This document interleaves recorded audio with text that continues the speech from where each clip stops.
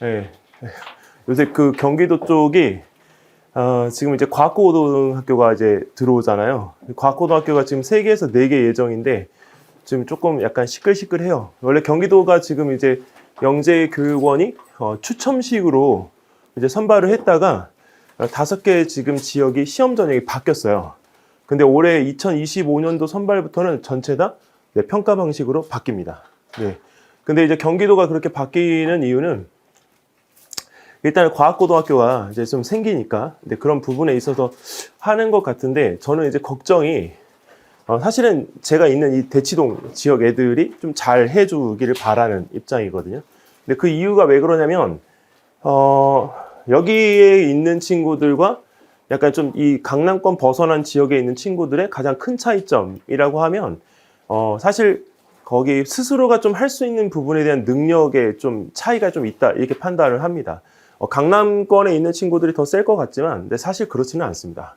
왜냐면 이제 어머님들의 그 이렇게 주변에 이렇게 해주시는 것 때문에 아이들의 약간 자립성이 다른 지역보다 더 월등히 뛰어나거나 그러지는 않습니다.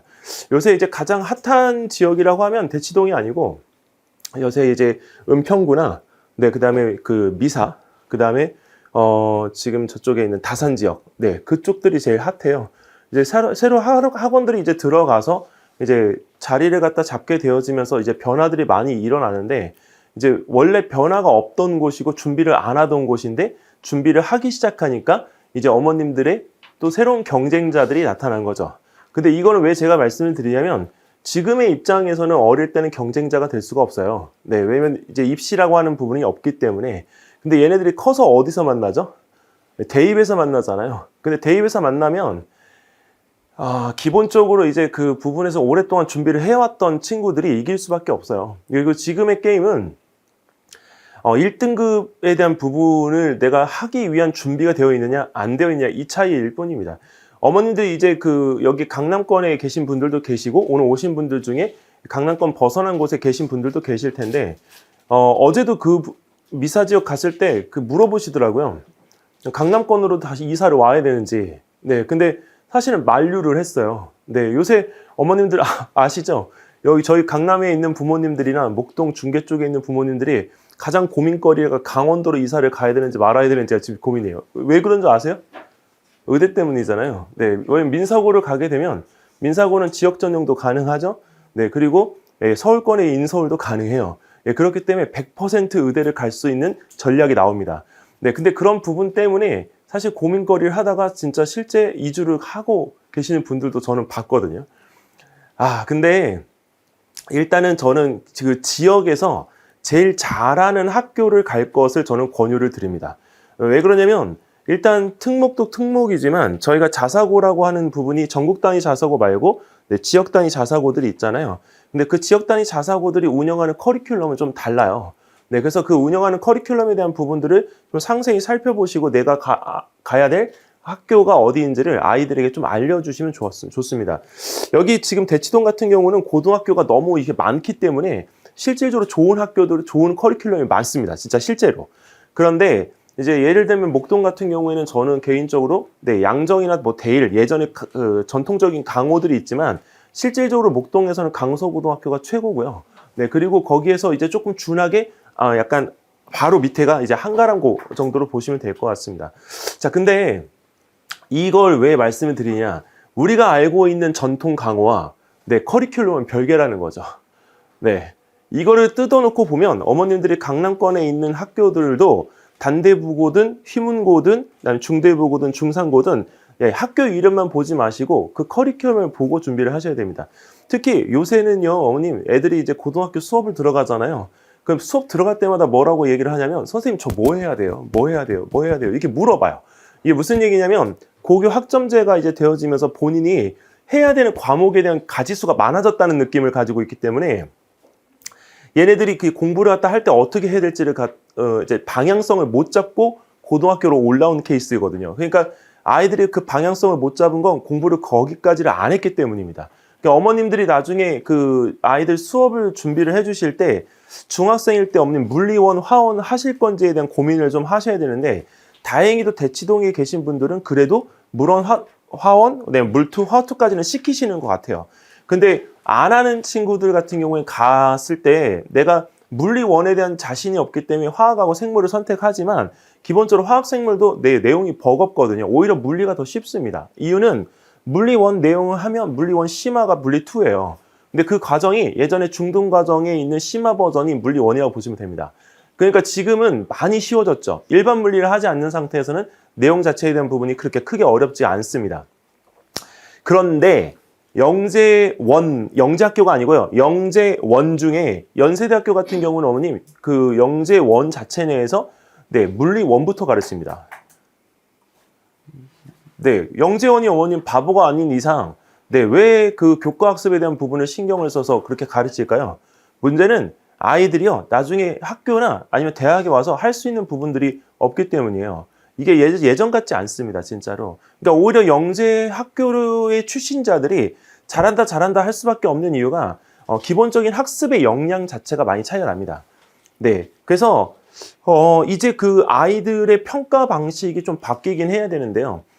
계속 이제 서술형으로 문제를 내겠다라고 하는 것도 왜 그러냐면 학생들이 알고 있는지 모르고 있는지를 정확하게 책정하기 위해서입니다.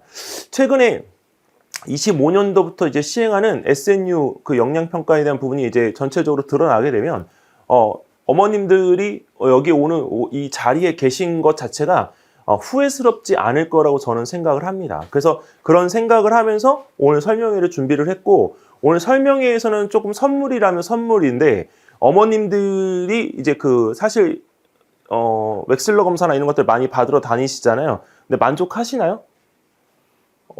안 보셨어요? 웩슬러 검사 하셨나요? 왜 안 하셨어요? 요새 유행 아니에요? 엄청 다니시던데 뭐 상담료가 뭐 150에서 200이던데요? 저는 웩슬러 검사에 그렇게 돈 투자하시는 거는 왜 그럴까 저는 생각이 돼요. 웩슬러 검사 어머니 강남권에서 안 나오면 이상한 거예요. 왜 그럴까요?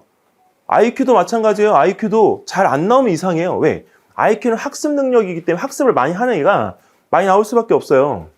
그러니까 그걸 똑똑하다고 하면 안 되죠. 그러니까 그 기본적으로 그 웩슬러 검사에서 어느 퍼센트가 나왔다 이렇게 얘기를 하면 이렇게 돼요. 왜냐면 그 퍼센트가 중요한 게 아니고요. 애가 왔을 때 어머님 애가 어떻게 반응하는지가 저는 되게 중요하더라고요. 애의 리액션이 굉장히 중요해요. 이유는 학습을 많이 한 친구들일수록 리액션이 정말 좋은 친구들은 얘는 그냥 둬도 자기가 원하는 목표를 찍겠구나라는 생각이 있고 근데 공부는 진짜 많이 했는데 반응이 1도 없어요. 그러면 얘는 어머님 제가 어디서부터 생각이 되냐면 학교 생활 이렇게 할 것 같은데 그럼 영재원 영재학교 좀 방향성이 좀 틀어야 될 것 같은데 그럼 결국에 가서 고등학교 가서 뭐가 이제 중점 사항이냐면 이렇게 되면 얘가 면접에서 일단 탈락할 거다 이 생각이 들어요. 아무리 공부를 해도 면접이 그래서 어머님 면접이 진짜 중요해졌어요 이제는. 근데 학원이 문제가 아니고 면접이에요. 근데 면접 교육을 어디서 시켜주나요? 단 한 군데도 안 시켜줍니다. 근데 유일하게 할 수 있는 데가 어디죠? 영재원 입시하고 고등 입시밖에 없어요. 거기서 어머니 그걸 안 해보면 애의 면접 역량치를 알 수가 없습니다. 자, 일단은 오늘 제가 여기서 영재교육원 자체에 대한 부분에 대해서 말씀을 드리면 일단 영재교육은요 정규교육과정에서 벗어난 심화과정입니다. 저는 이번에 제가 가르치고 있는 친구 중에 5학년인데요. 그 어머님이 저 오실 때마다 그 얘기를 꼭 하세요. 교대 영재원 지금 다니거든요. 수학과정으로. 근데 그 친구가 뭐라고 이야기를 하냐면 맨 처음에 가서 수학 배울 줄 알았대요.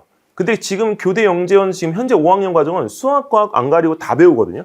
근데 프로그램이 옛날에 제가 들었던 거하고 좀 다르더라고요. 너무 좋다고 이야기를 계속 하세요. 그래서 사실 어머님도 가르치는 직업이시고 그다음에 이 아이가 못하는 게 아닌데 가서 거기에 매료돼가지고 가서 그거 하는 거를 1도 귀찮아 안 한다는 거예요. 그러니까 영재교육원에 가서 오히려 아이의 컨디션이나 아이의 그 학습적인 태도가 많이 좋아졌다 이 얘기를 하시더라고요. 그래서 저는 사실 올해 교대 영재원 이렇게 보낸 아이들이 있지만 이제 실질적으로 걔네들이 가서 그 영재원에 대한 부분에 약간 매력을 못 느끼면 오히려 보내지 않은 게 못하잖아요. 그러니까 실질적으로 그 부분에서 조금 약간 아쉬움이 남지 않을까 걱정했는데 그 걱정은 1도 안 하게 됐어요. 그러니까 올해 같은 경우도 교대 영재원을 만약에 간다 그러면 적극적으로 밀려고 그래요. 근데 웬 프로그램이 바뀐 거가 있고 올해 이제 지금 뭐 여러 가지 이야기들이 들려 나오고 있지만 사실 그 교대 영재교육원 그 김갑수 원장님이 지금 원장님이 바뀔 거다 이렇게 얘기를 했는데 또 살짝 뭐 보류가 됐다는 얘기도 있어요. 그러니까 보류가 안 되면 지금 현재 영재교육원의 그 평가 방식이 일정하게 유지가 될 거기 때문에 올해는 네, 그대로 기조를 유지하고 가면 돼요. 근데 만약에 원장님이 바뀌면 원장님이 생각하고 있는 방향대로 교육 방향이 바뀌기 때문에 모집 요강을 꼭 확인을 해야 됩니다. 그래서 8월 달에 모집 요강이 발표가 되고 나서 최종 영재원 설명회를 다시 한번 또 할 거예요. 자, 근데 이 부분에서 아이들이 이 영재교육원을 준비하는 과정이 어머니 더 중요해요. 왜 그러냐면 제가 대치동에서 지금 와서 이제 그 미래탐구부터 지금까지 그 영재교육 한 11년 됐는데요. 그 전에는 엠베스트에서 했었죠. 근데 중요한 건 그 11년 동안에 제가 보아온 건 영재원을 간 게 중요한 게 아니고요.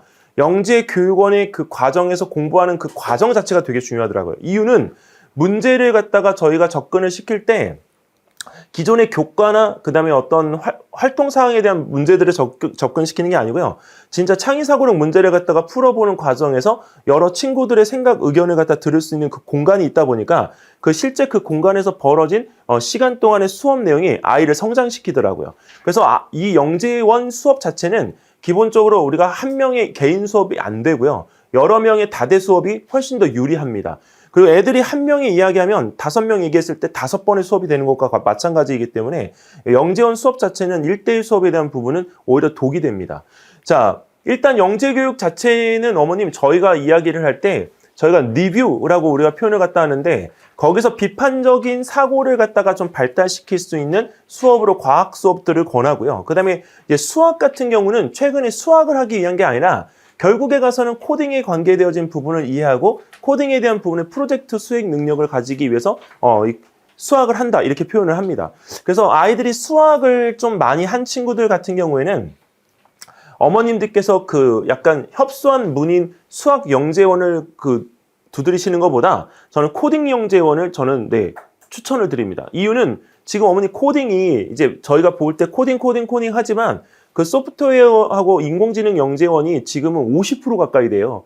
얼마 전까지만 해도 한 10% 정도 되던 그 영재원의 수치가요. 지금 보세요, 어머님. 영재교육원 인원이 점점 늘어났고 세분화되어졌고 근데 여기 그 근처에 있는 가천대학교나 경기도권에 있는 아주 그다음에 동구, 네, 그냥 경인교대 다 그 소프트웨어 과정이 지금 30% 이상씩 들어가 있습니다.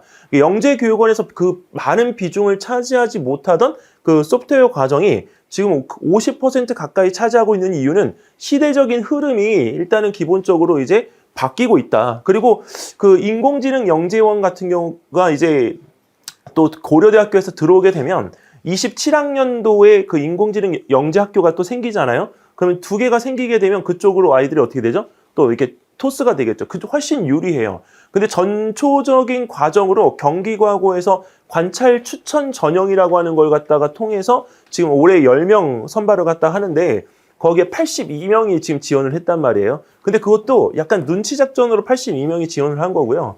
거기 다 서가형 가래들이 지금 거기에 지원을 한 겁니다. 그러니까 이 기본적인 코딩에 대한 능력들은 이제 어느 정도 있기 때문에 거기서 이제 시험 문제까지 공개가 된 상황에서 붙어볼 만하기 때문에 지원을 한 건데 저는 올해 지금 1차로 지원을 했던 애들이 좀 이제 제일 편의가 있을 것 같고요. 내년부터는 굉장히 난이도가 높아질 것 같습니다.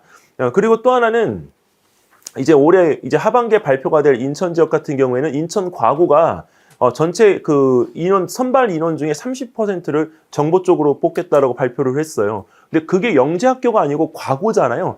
과구에서 그렇게 서둘러서 지금 하고 있는 건 시대적인 부분에서 이게 좀 급박하게 좀 돌아가고 있다라고 하는 거를 본인들도 인지를 했기 때문에 이 실제 그 선발 인원에 대한 부분의 비중이 좀 달라지는 것 같습니다. 그러면 서울 쪽에 있는 한성과고나 그다음에 세종과고 같은 경우에도 이렇게 바뀌겠죠. 누가 제일 먼저 바뀔까요? 한성과고가 먼저 바뀔 거예요.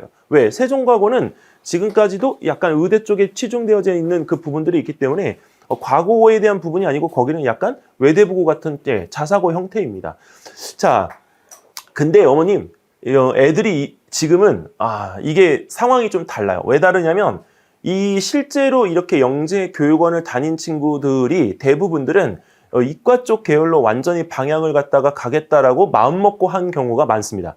그렇기 때문에 의대를 가려고 하는 친구들보다는 이과 쪽에 잔류해서 본인이 이공계 계통 쪽에서 일을 하고 싶어 해요.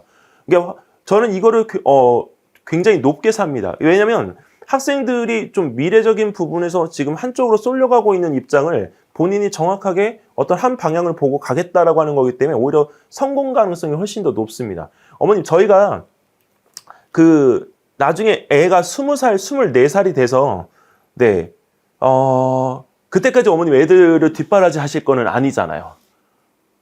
하실 거예요? 근데 지금의 현실은 그렇지 않다는 거죠. 애들이 결정을 못 합니다. 근데 그걸 만들어 놓은 게 누굴까요? 우리잖아요. 네, 근데 그 부분에서 어머님, 오히려 그 시간 동안에 지금 여기서 놀고 있는 친구도 있지만, 네, 오히려 교환학생을 신청해서 교환학생으로 외국에 나가서 공부를 하고 들어온 애들도 있고요. 네, 그 다음에 그 시간 동안에 자기가 그동안 못 배웠던 필요한, 자기 미래의 직업이 뭔지를 대충 보이잖아요. 그럼 미래 직업에 맞게끔 이제 거기에 맞는 어떤 필요한 운동이나 아니면 기술들을 갖다 배우러 다니는데 지금 애들이 투자를 하고 있어요. 네. 그러니까 그 집에서 혹시나 이렇게 만약에 의대 다니는 자녀가 만약에 놀고 있다고 생각을 해보세요, 어머님. 좋은 게 아니에요. 어머님들 옛날 학교 다닐 때 애들 때문에 아무것도 못하던 그 시절이 다시 돌아오는 거죠. 네. 그러고 싶으세요? 네. 그렇게 하지는 말자고요. 왜 그러냐면 그렇게 하면 어머님들 인생이 없어져요. 네. 우리가 무슨 죄인입니까? 네. 거기서 딱 털면 끝이죠.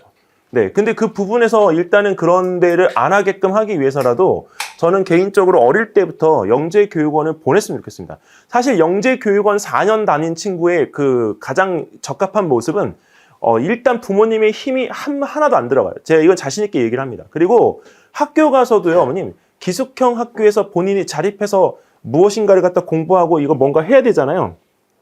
학원의 도움을 1도 안 받습니다. 네, 어머님, 제가 여기 다른 데는 제가 보낸다는 얘기는 안 하고 저희가 한가영을 보낸다라고 얘기는 하잖아요. 한가영에 자꾸 얘기를 하냐면 한가영에 보낸 제자들이 학원을 다시는 안 오기 때문이에요. 어머님, 이거 좋은 거예요. 어머니 돈이 1도 안 들어간다니까요. 어머니 고등학교 때 어머님이 졸업식 때까지 쏟아 부어야 되는 돈이 어머님 잘 보세요. 2억 정도가 되잖아요. 거기다 생기부 추가하면 1억 더 추가해야 되니까 3억이잖아요. 근데 재수하면 또 어떻게 되죠? 또 1억 또 들어가잖아요. 재수 안 해주는 것만 해도 고마워요, 어머님. 근데 한 번에 자기가 원하는 데를 가요. 예, 그럼 어머님, 근데 더군다나 원하는 데를 가서 일절 비용이 안 들어가고 근데 세이브가 돼요. 그럼 어머님은 낭비가 없어지잖아요. 얼마를 버시는 거죠? 4억에서 5억의 돈을 버는 거예요. 근데 문제는 애들은 인지는 못하지만 한 번에 끝나는 거예요, 게임이. 차라리 그거를 애들의 통장이나 아니면 배낭여행 시켜주는데 어머님 투자하세요. 네. 왜 그래서 특목을 보내는 거지 특목 가서 좋은 입시하라고 보내는 거 아닙니다. 네. 그리고 거기 있는 그 부분에서 그거를 하는 데 있어서 가장 기본적인 거의 역량은 애들이 그걸 배워온 코스가 되게 중요해요. 네. 그래서 교육청 영재교육원에서 애들이 배우는 것보다 대학 부설이 훨씬 더 유리하다고 얘기하는 거고, 그리고 학교에서 가끔가다 영재학급 하잖아요. 예, 영재학급은 교육청 영재교육원보다 난이도가 높아요. 그러니까 학습적인 부분에 대한 준비도가 워낙 세기 때문에 거기서 교육청 영재교육원보다 경북초등학교 같은 경우에 있는 그런 영재학급들을 보내서 오히려 교육시키는 게 훨씬 유리하다고요. 자, 이번에 그 경기초등학교 같은 경우에는 어머님 그 영재원이 이름이 그 KFC예요. 그래서 맨날 놀리는데 켄터키 프라이드 치킨이라고. 네. 근데 그 KFC를 그 애들이 못 들어가게 되면 그것도 되게 힘들어하거든요. 근데 그런 부분에 있어서 애들 스스로들이 그런 거에 약간 욕심을 낼 수 있는 단계까지를 끌어주는 게 저희들 몫이고요. 가서는 어떻게 되죠? 잘한단 말이에요, 진짜. 저희 과학팀장님이 여팀장님이 경기초등학교 애들 지원을 하고 있는데 그 반은 어머니 다 영재원을 갔어요. 네, 근데 애들이 어머니 지금도 공부를 신나서 해요. 그렇게 뛰어놀면서 재밌게 하는 애들은 저는 오랜만에 봤어요. 근데 그런 부분에 대한 것들을 보고 걔네들이 경쟁을 생각할까요? 경쟁 생각 안 해요, 어머님. 걔네들은 오직 그냥 내가 이길 걸 생각하는 거지 경쟁이라는 말 자체가 없어요. 네, 근데 그런 부분에서 이런 거에 대한 도전을 통해서 내가 이겨봤잖아요. 그러니까 경쟁을 할 필요가 없는 거예요. 왜? 내가 이길 걸 알고 있기 때문에. 네, 그게 제일 중요한 겁니다. 그래서 이런 부분에서의 어떤 그런 내용적인 부분들을 해줄 수 있는 게 영재교육원이고, 그리고 또 하나는 영재교육원 준비를 갖다 할 때는 사실 어머님 이런 뭐 학원이나 이런 부분들에 대한 것들도 중요하죠. CMS는 이번 개강해가지고 벌써 수업 들어갔더라고요. 근데 거기에서 어머님 CMS에서 진행하는 부분에 대한 건 저는 교재만 높게 평가해요. 네, 왜 CMS 교재는 교육청 시험 문제 적중률이 70% 정도 됩니다. 네, 그건 정확하게 말씀드려요. 100%는 아니에요. 오히려 퍼센트가 조금 더 높은 거는 와이즈만 교재입니다. 네, 와이즈만은 전통적으로 그 문제에 대한 부분을 다듬어서 교재 자체가 아주 좋습니다. 자, 그런데 문제는 거기에 그 적합한 전문 선생님이 없다는 거죠. 지금 최근에는. 네, 오히려 저희 쪽에는 이상하게 그 선생님들이 영재교육원에서 가르치시던 현직 교사 선생님들이 여기서 수업을 하고 싶다고 연락이 와요. 네, 저희는 복 받은 거죠. 네, 그러니까 저희는 영재교육원을 들여다볼 수가 없는 부분이 있는데 그 선생님들을 통해서 들여다볼 수가 있는 거잖아요. 그리고 일단은 기본적으로 그런 내용들에 대한 것들을 아이들이 배울 수 있는 이 단계가 점점 내려가다 보니까 실질적으로 선생님들의 그런 교수법이나 이런 것들이 필요할 때가 있어요. 왜 학원 강사는, 저도 학원 강사지만 그래도 저는 교사 출신이거든요. 근데 이걸 할 때 애들을 어머님 여기서 대할 때 어린애들은 어떻게 해야 되냐면 키가 낮잖아요. 근데 이렇게 보면 저희도 허리 아프지만 애들이 어머님 올려다 봐야 되잖아요. 근데 그게 안 된다고요. 올려다 보면 애들이 어머님 선생님을 올려다 보는 일이 거의 없어져요. 그러니까 어떻게 해야 되죠? 무릎 꿇고 눈높이 맞춰서 봐야 돼요, 어머님. 예, 근데 그런 부분에 대한 것들을 할 수 있는 선생님들이 있느냐 없느냐, 그게 중요한 거예요. 요새 그래서 원장님들이 선생님 뽑기가 그렇게 힘들다고 얘기하는 겁니다. 자, 근데 여기서 영재교육원 준비에서 어머님 이런 평가 기준이나 교육 프로그램도 중요하지만 제발 부탁인데요, 어머님. 모집 요강이 나오면 진짜 모집 요강은 다운로드 받아서 꼭 좀 봐주세요. 네, 저 왜 그러냐면 이거를 모집 요강을 이렇게 나오면 모집 요강 숙지가 안 되시는 부모님들이 너무 많으세요. 그러니까 설명회 와서 듣고 간 게 다예요. 네, 안 됩니다, 어머님. 예, 그러니까 안 되면 어머님 제가 진짜 블로그에다가 상세하게 써놓을 테니까 블로그라도 꼭 보세요. 자기가 보내고 싶은 영재교육원이 어떤 영재교육원인지를 모르고 그냥 시험 준비해가지고 보내는 건요, 어머님 진짜 아니에요. 네, 그리고 애 성향에도 안 맞을 수가 있습니다. 네. 오히려 약간 그 이과적인 성향을 가지고 있는데 어머님 글 잘 쓰는 애들 있잖아요. 저는 개인적으로 딱 1년 맛볼 거면 뒤도 안 돌아보고 그냥 성균관대 영재교육원에 보내겠어요. 왜? 걔네들은 시험 볼 때 장문 에세이로 뽑잖아요. 그러니까 글 잘 쓰는 애들이 오히려 더 유리하단 말이죠. 그러니까 그런 내용에서 성균관대 영재교육원은 가가지고 종합적으로 다 배웁니다. 그러니까 거기 주제가 항상 이제 그 미세 플라스틱에 대한 주제들이 꼭 연차별로 한 번씩 해가면서 들어가는데 거기에 코딩 들어가죠, 수학 들어가죠, 과학 들어가죠. 그러니까 내용적인 부분에 대한 것들을 한 템포로 다 끝내고 올 수가 있어요. 그러니까 그런 부분에 있어서는 성균관대 영재교육원이 프로그램을 잘 잡은 것 같습니다. 근데 그 부분에서 올해 같은 경우에는 주제가 점점 추가가 되고 있어요. 그러니까 주제가 추가가 되어지면 내가 배울 수 있는 그 주제에 합당한 주제가 있는지, 관심 있는 주제가 있는지를 먼저 보시는 게 관건인 것 같습니다. 왜냐면 거기에 포함이 되거든요. 가천대학교 같은 경우는 이미 브릿지 과정을 했지만 선발은 8월입니다. 8월에 지원을 할 수가 있습니다. 네, 그럼 8월에 지원을 할 수 있다는 얘기는 뭐냐? 초등학교 2학년부터 초등학교 5학년 때까지 아이들이 초등 과정에 대한 부분을 지원을 해서 내가 평가를 받을 수가 있고요. 그 다음에 6학년들 같은 경우엔 초등학교 5학년 아래쪽에 있는 아이들보다 훨씬 더 많은 트랙에서 아이들을 선발할 수가 있습니다. 그리고 요새 영재교육원의 트렌드 중에 또 하나가 그 소프트웨어 과정 들어가는 거 말고 그다음에 그 의공학이라고 해서 의공학 분야가 하나씩 들어가고 있습니다. 그러니까 가천대학교가 먼저고요. 그다음에 최근에 경기도권에서 들어간 데가 바로 동국대학교입니다. 네, 동국대학교 영재교육원이 의공학이 들어가 있습니다. 근데 이 내용의 트렌드를 왜 제가 말씀을 드리냐면 그 약간 의공학이라고 하는 부분과 가천대학교의 융합과정은요, 고려대 영재교육원하고 똑같아요. 그리고 지금 현재 우리가 바뀌지 않았던 서울교대 영재교육원이 바뀌고 있거든요. 융합으로.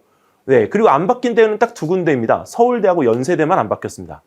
네. 근데 이런 부분에서 아이가 이제 그 영재교육원을 다니게 되면 내가 어떤 내용을 갖다 배우게 될지를 알고 준비하는 부분에 있어서 시간을 덜어줘야 돼요, 어머님.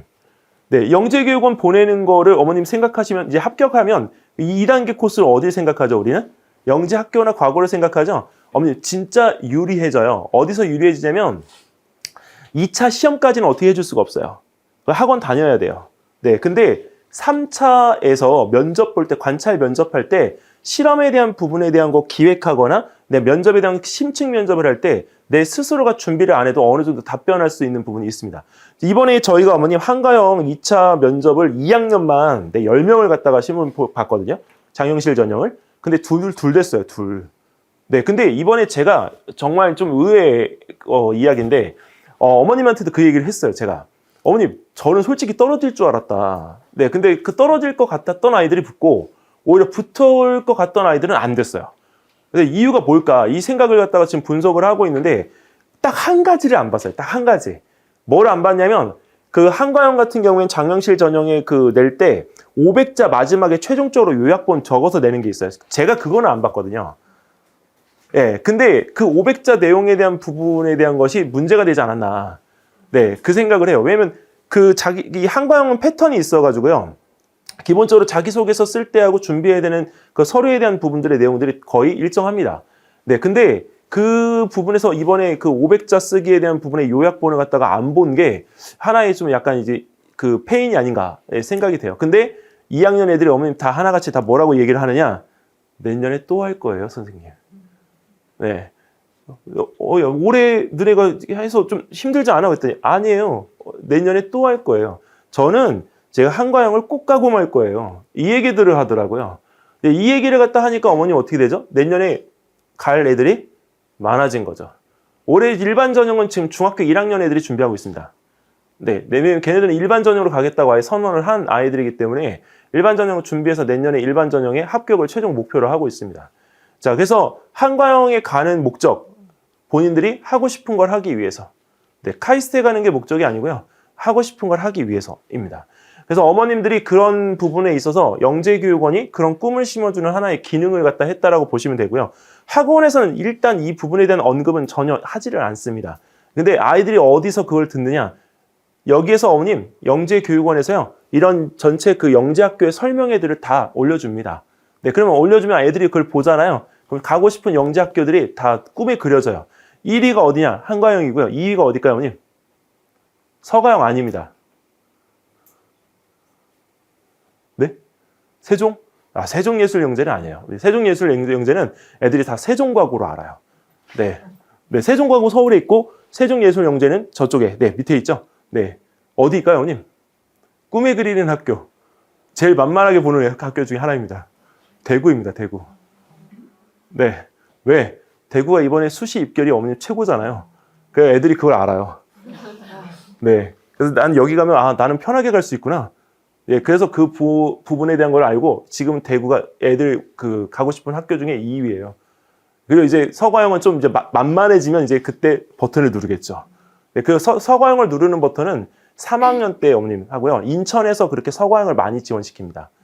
네, 인천은 왜 서과형을 많이 지원시키냐면 가깝잖아요. 가깝고 인천 예술영재를 갖다가 지원하기 위한 1학년, 2학년의 전초전으로 서과형을 무조건 지원시켜요. 네, 근데 그 인천의 예송중학교 같은 경우는 작년에 어머님 교장 선생님이 바뀌었는데 한 학교에서 이 예송중학교가 어디냐면 인천 예술영재 바로 옆에 있습니다. 10명 보냈습니다, 어머님. 교장 선생님의 의지입니다. 네, 교장 선생님이 누가 되느냐에 따라서 다 달라져요. 그래서 교장 선생님이 바뀌는 부분에 대한 거는 민감하게 보셔야 되고요. 최근에 여기 서초동에 있는 서울중학교가 한동안 이제 제일 여기 전체 세계구에서요, 어머님 제일 잘하던 중학교였어요. 네, 한동안 네, 쑥 가라앉아가지고 학교가 이미지가 그렇게 좋지 않았습니다. 교장 선생님 바뀌었어요. 네, 이번에 달라졌습니다. 네, 그래서 서울중학교가 원촌하고 겨뤘을 때 저는 원촌중학교하고 레벨이 같을지는 않을 거고 훨씬 앞지를 것 같아요. 네, 원래 서울중학교가 전체 모든 여기 56개 학교 중에 1등입니다. 네, 그 위상을 지금 다시 찾을 것 같은데 일단은 그렇게 되면 일단 공부하는 방식이 바뀌겠죠, 또. 네. 그러니까 그런 것들을 어머님 눈여겨보시고 중학교 보내는 것부터 신경을 좀 써주셔야 됩니다. 왜 중학교에 대한 부분에 대해서 신경을 써야 되냐? 일단은 그래야 어머님 고등학교 갈 때 입시에서 학교에서 가지고 있는 선생님들의 마인드가 달라져요. 그리고 또 하나는 어머니 지금 초등학교 때 어머님 생기부 띄워보신 분 없나요? 초등학교 생기부 안 띄워보세요? 어머니 저번에 오셨잖아요. 왜 안 떼보세요? 네? 안 됐어. 아, 떼보세요, 어머님. 생기부 어머님 초등학교 생기부 전체 다 들어가요. 네, 생기부 다 들어갑니다. 생기부에서 어머님 미공식, 미인정이라고 하는 부분이 있는지 없는지부터 먼저 확인하시고 선생님들이 어느 학년에서 내 아이한테 집중을 해줬는지 그걸 갖다 꼭 확인을 하세요. 왜? 어머님 나중에 추천서를 받아야 되는데요. 추천서를 누구한테 받을지를 어머님이 결정하셔야 되는데 무턱대고 그냥 선생님한테 말씀드려서 추천서 받으면 나한테 관심 없는 선생님이 추천서를 써줄 수도 있어요. 네, 그러면 어머니 추천서를 갖다 적을 때 추천 안 함, 추천함, 네, 적극 추천이 있는데 선생님에게 이걸 부탁하면서 우리는 미안해 해야 될까요? 미안해 하지 말아야 될까요?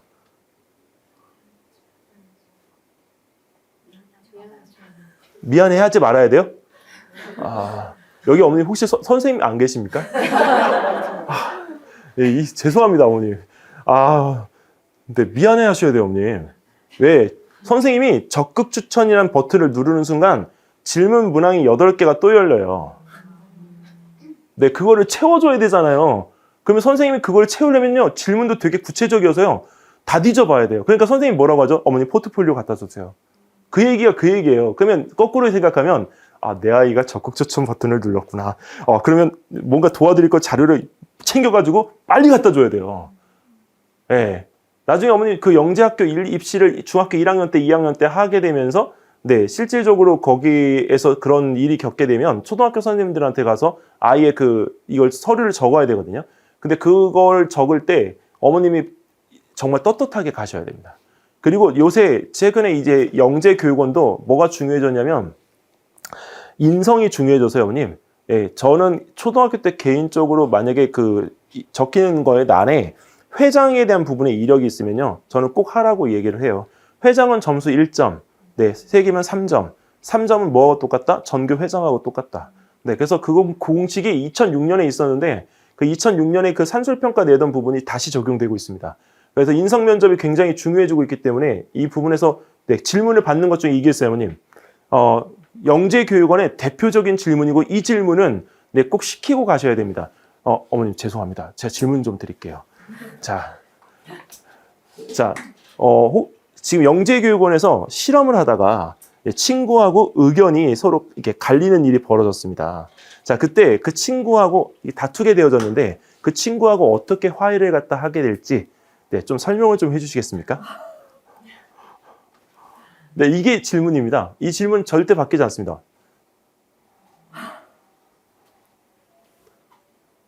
이 상황이 면접 때의 상황입니다. 네, 왜? 우리는 이기는 법을 배웠지 그거에 대한 협의하는 법을 배우지 않았어요. 그렇기 때문에 애들한테 어머님 이 내용적인 부분에 대한 거를 알려줘야 됩니다. 가식적으로라도 내용을 알고 있어야 됩니다. 자, 그래서 2025년 영재원 준비는 어떻게 할 건가? 질문을 갖다가 우리가 한번 네, 봤죠? 질문을. 근데 영재원 준비 어떻게 할까요? 라고 이렇게 질문을 갖다가 보통 하세요. 부모님들이. 이제 그러면 일단은 여기 질문에 대한 부분에서 저는 어머님께 이런 질문을 갖다가 또 하죠. 어떤 영재원에 어머님의 자녀를 네, 보내실 건지. 그러니까 어머님의 자녀가 어떤 영재원에 적합할까요? 이렇게 질문을 거꾸로 묻습니다. 자기 주도적 학습 능력이 굉장히 강한 친구 같은 경우에는 네, 오히려 지금 이제 약간 재작년에 모집을 안 했던 고려대학교가 맞고요. 근데 고려대학교는 지금 올해 들리는 얘기로는 영재교육원 모집을 올해도 안 할 것 같다 이렇게 얘기를 합니다. 왜냐면 내부적으로 문제가 있습니다. 그리고 또 하나는 한양대 영재교육원 오픈되면 올해 굉장히 핫할 것 같고요. 그리고 이제 자기 주도적 학습 능력으로 우리가 간다고 하면 오히려 성균관대가 좀 더 쉽다. 그리고 이제 서울교대 같은 경우에는 예전하고 좀 달라지기는 하고 있지만 아직까지 그래도 학습적인 선행 능력이 뛰어난 친구들이 가는 곳이 맞습니다.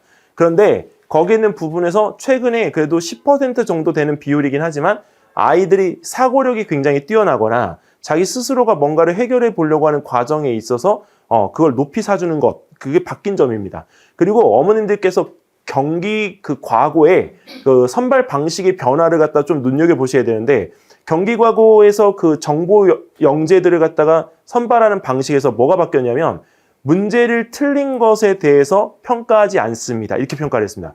그게 무슨 얘기냐면 틀렸는데 그걸 갖다가 감점을 하는 게 아니고요. 과정에 대한 평가를 합니다. 이렇게 얘기 바꿨어요. 예, 그러니까 그 부분에서 얘가 이걸 어떻게 추리를 갖다 해냈는지에 대한 부분을 보고 제시되어진 과제를 통해서 얘가 어떤 성장을 거쳐왔는지를 확인하겠다라고 하는 내용이 굉장히 커졌습니다. 그래서 그런 부분에서 우리가 영재원에 대한 선별을 갖다 할 때는 영재원 자체에 대한 부분에 대한 어떤 내용적인 부분을 먼저 선택해야 될 건지 결정하고 준비를 하셔야 되고요. 그리고 학습적인 그 선행 빈도가 빠른 친구들은 연대를 권합니다. 중등부 같은 경우엔. 근데 서울대 영재교육원은 일단 탐구적인 부분에 대한 능력을 우선시하기 때문에 서울대에서 수학과정과 수리정보과정을 제외하고요. 과학 같은 경우에는 중등과정 과학만 가지고도 충분히 수업을 들을 수가 있습니다. 그러니까 오히려 약간 진도가 좀 안 돼서 머뭇거리는 데 있어서는 서울대 영재교육원이 훨씬 쉽고요. 서울대학교 영재교육원의 수학과정 같은 경우에는 KMO에서 입상자나 수학이 적어도 수원 정도 나가고 있는 경우에 들어가는 게 맞습니다. 자, 그리고 영재교육원에 꼭 보내고 싶다라고 하는 이유를 어저께 오신 어머님이 저한테 설명을 해주셨는데, 일단은 학습을 갖다가 정리정돈을 할 수 있다는 것, 네, 그리고 학교 교육하고 아이비 교육 같이 할 수가 있습니다. 어머님, 이 부분에서는 오히려 그 약간 영재교육원의 그 트렌드가 좀 작용을 하는데요. 최근에 어머님이 이제 그 서울대를 나중에 보내보시면 아시는데, 서울대학교 어머님 그 대학생이지만 과제가 있습니다. 네, 무슨 과제가 있냐면 책을 한 학기당 20권 정도를 읽기를 숙제로 내줘요. 네, 봉사활동도 해야 되고. 근데 그런 부분에 있어서 책을 갖다가 20권 읽는 거에 대해서 어머님 상도 줍니다. 네, 근데 그런 내용적인 부분이 대학생인데도 왜 그걸 할까요? 책을 그만큼 읽고 오는 애들이 없기 때문이에요. 그러면 자, 초등학교 때 책을 읽은 애들이 유리해지겠죠? 중학교 때 책을 읽은 애들이 훨씬 더 유리해지겠죠? 고등학교 때 책을 조금 더 읽은 애들이 더더욱 유리해지겠죠. 뭐에서 유리해질까요? 면접에서 유리해지는 거예요. 네. 그리고 이 부분에서 왜 이 면접에서 유리해지냐? 책을 읽는데 어머님 옛날 구닥다리 책 말고요. 최신 트렌드 책을 읽었는지 안 읽었는지 검증할 수 있어요. 그러면 진짜 책을 읽었는지 안 읽었는지를 우리가 알 수가 있기 때문이죠. 그래서 그런 내용에서 우리가 입시의 노드의 첫걸음은 영재교육원이다. 네. 자, 그리고 여기 꼭 가지 않아도 영재학교 간다. 네, 이건 드릴 말씀이 없어요. 여기서 제가 이거에 대해서 NO! 이렇게 하는 게 아니기 때문에. 그런데 일단은 영재교육원에 가게 되면 아까 말씀드렸던 것처럼 자연적으로 그냥 우리가 스스로 역량이 키워지는 것 때문에 그렇습니다. 여기 영재교육원 합격률이 어머님 강남권이 굉장히 많았다가 강남권이 최고 제가 이제 그 했을 때 서울교대 영재교육원에 들어가 있는 서초, 대치, 송파까지 해서 애들 한번 인원수를 한번 재본 적이 있어요. 애들한테 명단을 받아가지고. 그랬더니 한 78%까지 올라가더라고요. 근데 작년은 안 그랬어요, 어머님. 작년에는 50%가 채 안 됩니다. 네, 그럼 강남, 비강남 쪽에 있는 친구들이 여기 많이 들어간 거잖아요. 그러면 그 부분에서 코로나가 바꿔놓은 거예요. 근데 중요한 거는 역량치가 굉장히 커진 것이 하나의 그 이점인 것 같습니다. 오히려 강남권은 오히려 약간 스스로에 대한 어떤 역량치에 대한 발휘되는 것들이 옛날보다 조금 더 적어진 느낌이 들어요. 공부만 우리 하다가 보니까 그런 일들이 좀 벌어진 것 같고. 자, 그리고 또 하나 이걸 어머님 보세요. 네, 올해 2월 5일 날 그 서울대학교 대입전형 개편에서 그 정책적인 부분에 포럼 자료가 나왔습니다. 근데 거기에 뭐라고 나와 있냐면 SNU 역량평가를 갖다 하겠다. 그리고 창의적 인재 선발에 대한 부분을 목표로 구현하면서 고교 수업에 대한 공교육의 내실화를 갖다 기여한다. 이렇게 나왔습니다. 선순환 구조를 만들겠다고 했는데 다 거짓말입니다. 네, 전혀 할 수가 없습니다. 왜? 고등학교에서 준비가 안 되어 있습니다. 근데 어머님 여기서 뭐가 나왔느냐? 이게 나왔습니다. 제가 빨간색으로 쳐놨는데요. 기존 면접 방식을 탈피하겠다. 네, 이 기존의 면접 방식을 탈피하겠다라고 하는 얘기는 지금 현재 작년에 서울대 의대가 MMI 면접을 하면서 방을 5개에서 6개로 늘렸습니다. 근데 하나를 더 늘린 거예요. 그리고 또 하나 여기서 맞춤형의 심층 역량평가 면접을 갖다 도입한다. 근데 학생들이 어머님 자료를 다 가지고 있기 때문에 면접방에 대한 부분에 순열을 다 고를 수가 있습니다. 네, 거기에 연극방도 있고요. 네, 그리고 실제 전공 면접방도 있고, 그 다음에 거기에서 우리가 일반적인 그 질문을 갖다 하는 면접들. 할아버지 노 교수님이 자기가 아기가 돼서 똑같이 면접을 갖다 치릅니다. 네, 다 시켜요. 제 제자가 받은 질문은 지하철에서 임산부하고 그 임산부의 가족이 탔는데 거기 있는 부분에서 대화를 갖다 나누고 있는 것에 대한 역할을 주어진 거예요. 근데 학생한테는 아빠의 역할을 갖다 줬고요. 네, 임산부의 역할은 거기에 있는 남자 교수님이 하시고, 네, 아기는 네, 또 거기에 있는 여자 교수님이 하셨어요. 근데 거기에 있는 그 부분에 대해서 그냥 자연스럽게 이어가서 된 경우도 있지만 대부분들 이거 어려워합니다. 네, 그리고 또 하나는 그 면접 유형도 공개가 됐고, 자, 근데 문제는 없님 여기 창의적 문제 해결 면접. 내 대학교 입시 시험에 왜 이게 나오는지 모르겠습니다. 근데 면접에서 이거를 보겠다는 거죠. 그리고 또 하나, 자, 여기서 볼까요, 어머님? 네, 융합적 과제 수행과 분석적 주제 토론을 갖다 하겠다는 겁니다. 이게 다 어디 나오는 거냐면 영재교육원 준비 과정에 나오죠. 그 다음에 또 하나 영재교육에 대한 어떤 면접 과정에서 똑같이 나옵니다. 그리고 또 하나는 예, 과학토론대회 이제 중요해졌죠. 과학토론대회 같은 경우가 중요해진 이유는 분석 주제 토론에 대한 부분들이 중학교 때 이게 입시에서 되고요. 고등학생들이 가장 많이 참여하는 대회이기도 합니다. 근데 이 대회를 갖다가 우리가 참여할 때 역삼중은 50팀이 나오지만 네, 다른 데 옆에 있는 팀 같은 경우는 많이 나오면 한 13팀, 14팀이 나와요. 네, 근데 중요한 거는 여기 이번에도 대치동에서 이제 된 학교 중에 대명이 또 됐어요. 서울시 본선을 또 올라갔습니다. 자, 그런데 그 부분에서 어머님, 그 학교에 약간 그런 방법적인 것도 좀 작용을 하는 것 같아요. 서울시를 올려보낼 때 한 팀 보내는 것보다 다중팀을 올려보내는 게 훨씬 유리하거든요. 근데 그런 다중팀을 갖다 올려보내서 학생이 평가를 갖다 좀 받을 수 있게끔 하는 것, 그게 중요한 것 같습니다. 근데 우리들이 필요로 하는 상은 학교 대회까지가 있는 상이기 때문에 서울시 본선 올라가는 것에 대한 의미는 크게 의미를 두지 않습니다. 자, 그렇다면 이제 초등학교에서의 그 시작은 어디가 출발점일까? 자, 초등학교에서의 출발점을 어머님 여기서 말씀드리면 가천대로 하면 초등학교 2학년이에요. 근데 서울교대로 하면 초등학교 3학년이고 수과학적으로 하게 되면 초등학교 4학년입니다. 자, 근데 이 대치 MSG는 이런 부분 때문에 뭐 사실 이제 영재교육원에 대한 어떤 이슈를 가지고 굉장히 강조를 갖다 하고 있지만 저희가 이 부분에 대한 것들 하는 이유는요. 네. 사실 학생들에 대한 어떤 융합교육을 갖다 실시하고 있기 때문입니다. 그래서 작년에 압도적으로 저희가 많이 냈다는 이야기는 전체 그 중등영재원은 28명이고 대학부서는 75명입니다. 최종 집계된 게. 그리고 영재원 TV를 통해서 만약에 된 친구가 있다면 훨씬 더 많을 것 같아요. 이게 단일 학원으로서는 거의 압도적인 최고입니다. 근데 중요한 거는 올해 이제 저희가 이제 교육청 영재교육원을 또 신경을 쓸 거기 때문에 그 신경 쓸 멤버들이 이제 구성이 됐고 그 멤버들을 통해서 조금 더 확대를 갖다 해나갈 거기 때문에 수치적으로는 전혀 밀리지 않습니다. 전국에서 어디다 내놔도 부끄럽지 않습니다. 근데 어머님들께서 영재교육원 준비할 때 먼저 챙겨야 되는 것이 있죠. 네, 성향 파악, 네, 그 다음에 또 하나는 기본 학습 준비. 자, 영재교육원을 가고 있는데 어머님 서울교대를 갖다가 지원하는 친구가 수학에 대한 부분을 어디까지 해야 되는가 항상 물어보시거든요. 근데 이거는 답이 항상 정해져 있어요. 중학교 2학년 2학기. 네, 만약에 안 되어 있으면 어머님 그거를 교과 수학이라고 생각하시고 거기서 영재원 수학을 다시 시키세요. 어머님 그거 아시죠? 성대경시 준비하는 수학과 교과 수학은 별개잖아요. 사고력 수학하고 교과 수학 별개잖아요. 영재원 수학하고 교과 수학 별개예요, 어머님. 그러니까 영재원 수학에 맞게끔 그 부분의 내용들을 우리가 준비를 해주셔야 되는 거고 그리고 지원 목표를 갖다가 우리가 정한 뒤에는요, 어머님 선택에 대한 부분들을 내가 이제 했기 때문에 거기에 집중해 주세요. 저희가 보통 4학년들이 그 영재교육원에 지원을 할 때 서울교대와 그다음에 성균관대 동시 지원을 하거든요. 근데 거기에 가끔 이제 성균관대 지원을 하니까 교대 소프트웨어 과정을 또 지원해서 3개를 지원하는 경우가 있어요. 근데 그 과정에서요, 어머님 어느 거를 중점을 둘까 고민들을 하시는데 일단은 서울교대하고 성균관대면 서울교대가 중점입니다. 이유는 왜 그러냐면 서울교대에서 이런 질의응답이나 테스트 갖다가 준비를 하다가 보면 써야 되잖아요. 쓰기 능력이 잘 되면 성균관대에서 쓰기 능력은 그렇게 크게 아쉽지 않게 쓸 수가 있습니다. 이제 이해되시죠? 그러니까 어떤 게 주고 어떤 게 부가 될지. 네. 근데 서울교대가 이제 벽이 너무 높다고 생각하시는 분 같은 경우에는 아이가 코딩을 어느 정도 했고 만약에 좀 더 이게 낮춰서 쓰고 싶다 그러면 교대 소프트웨어 과정하고 성균관대를 갖다가 지원을 시켜주시면 됩니다.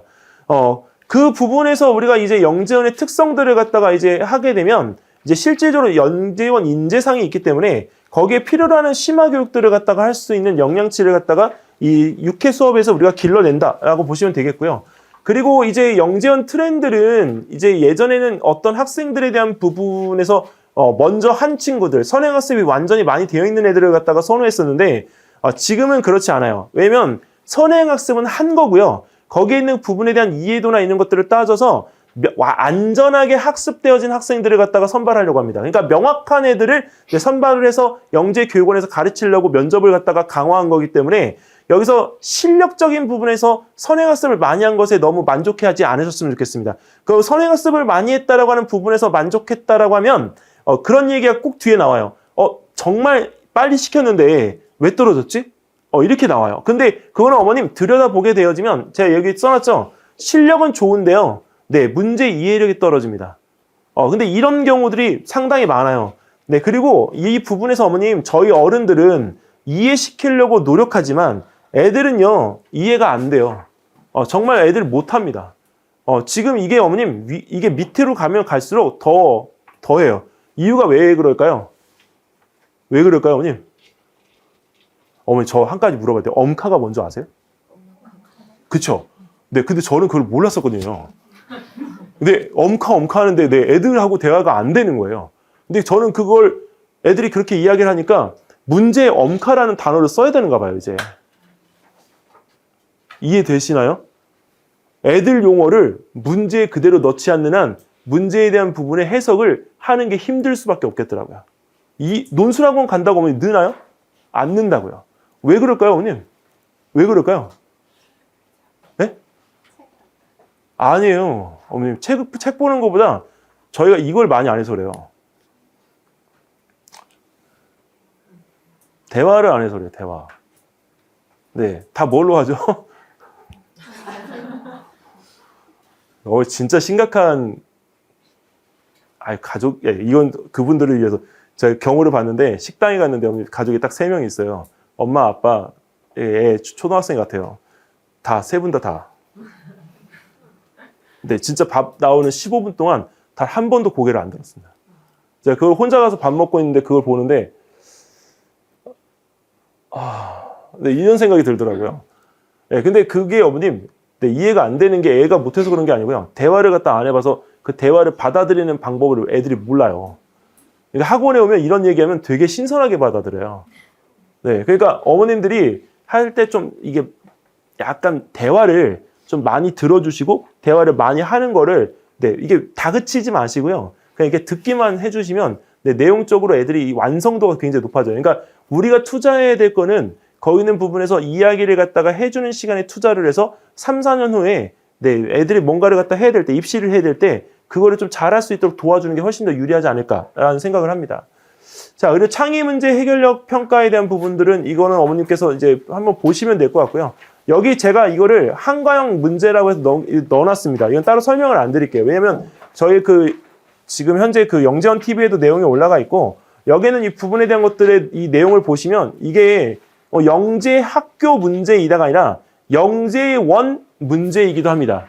네, 그렇기 때문에 이 영재원 문제에 대한 부분들을 왜 여기서 영재학교에서 이렇게 내고 있을까? 근데 이 문제가 어머님 또 언제 나온다고요? 대학교 모의 면접에서 역량평가로 나온다고요. 네, 그러니까 이제 한번 훈련이 되어지면 자기가 이걸 어떻게 답을 갖다 해야 될지를 갖다가 알 수가 있는 거죠. 네, 어머님 코딩 배운다고 코딩으로 요새 발명이나 전람회 많이 내고 있잖아요. 근데 코딩을 갖다가 하는 경우엔 이 작품들이 어머님 대부분 다 어떨까요? 다 똑같아요. 어머님들 비싼 돈 주고 하시지만 작품들이 다 똑같아요.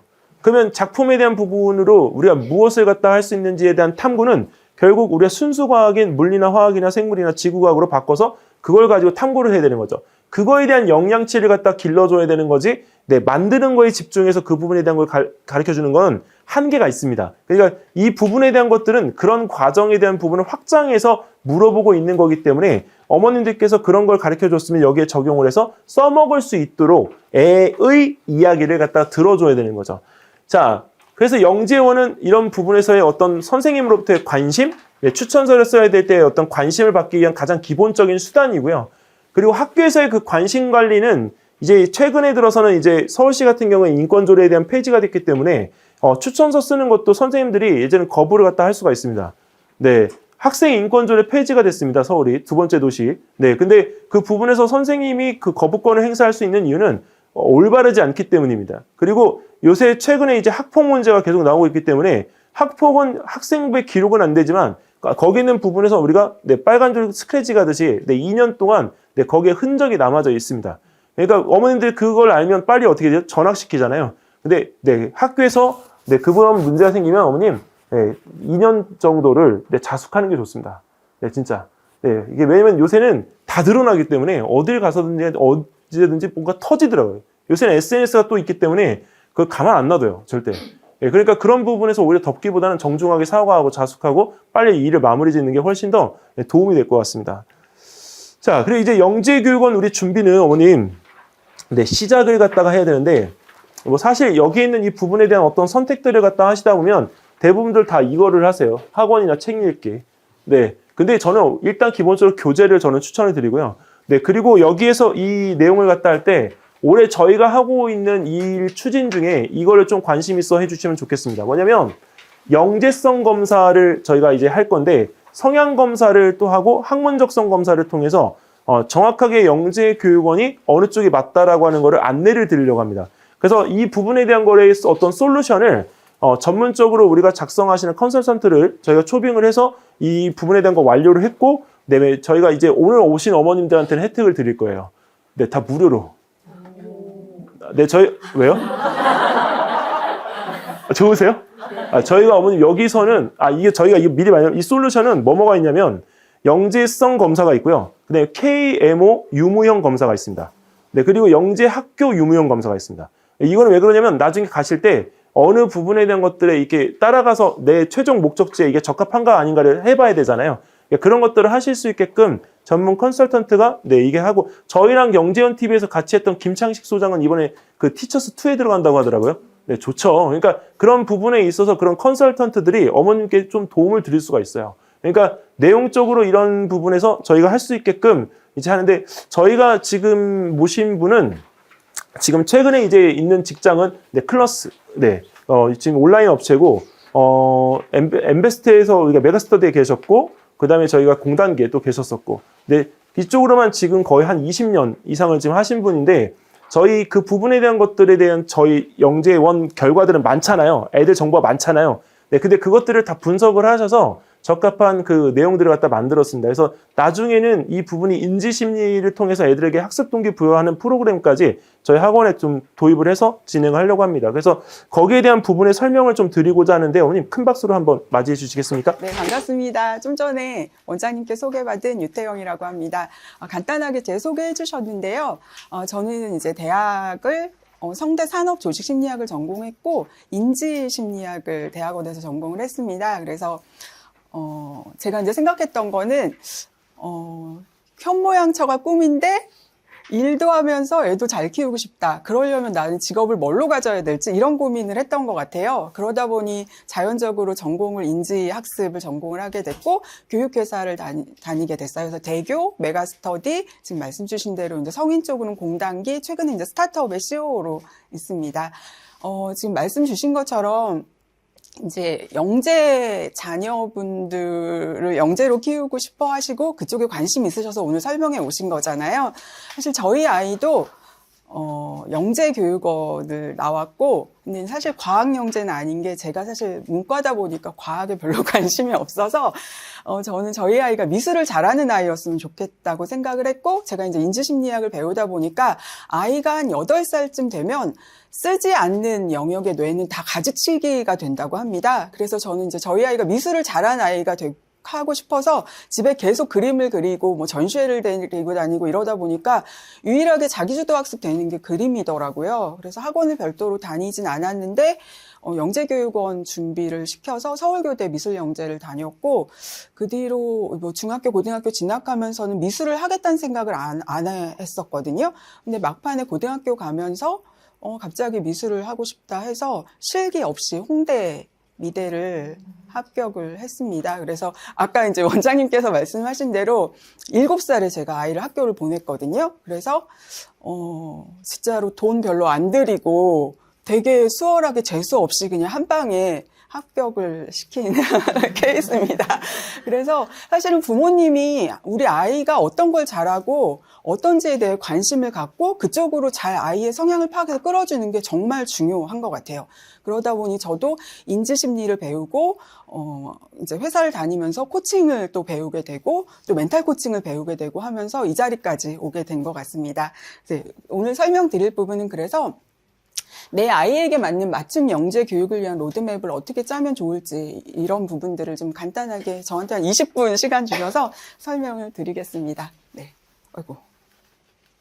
네, 사실 이제 목차는 왜 영재 아이들이 어떤 고민을 갖고 있고 그래서 어떻게 해야 되고 무엇을 해야 되고 어떻게 해야 되고 그래서 어떤 기대 효과가 나왔는지 정도로 설명을 드리려고 하는데요. 네.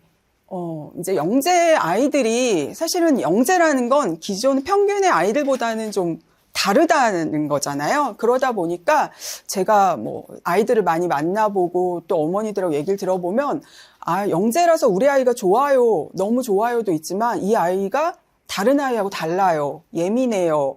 기질도 그렇고 그래서 힘들어요. 어떻게 해야 될지 부모로서 부담도 되게 많이 돼요. 이런 말씀 정말 많이 하시더라고요.